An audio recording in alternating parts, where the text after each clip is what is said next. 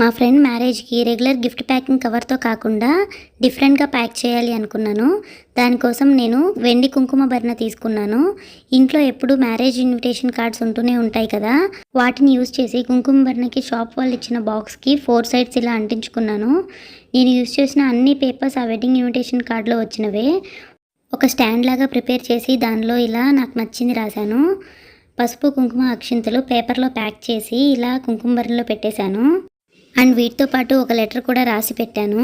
Because ఇది నా best ఫ్రెండ్కి ఇచ్చే గిఫ్ట్ కాబట్టి, సో దట్ తను చాలా హ్యాపీ ఫీల్ అవుతుంది అని.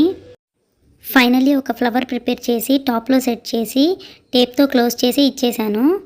ఈ ఐడియా మీకు ఎలా అనిపించింది కమెంట్ చేయండి.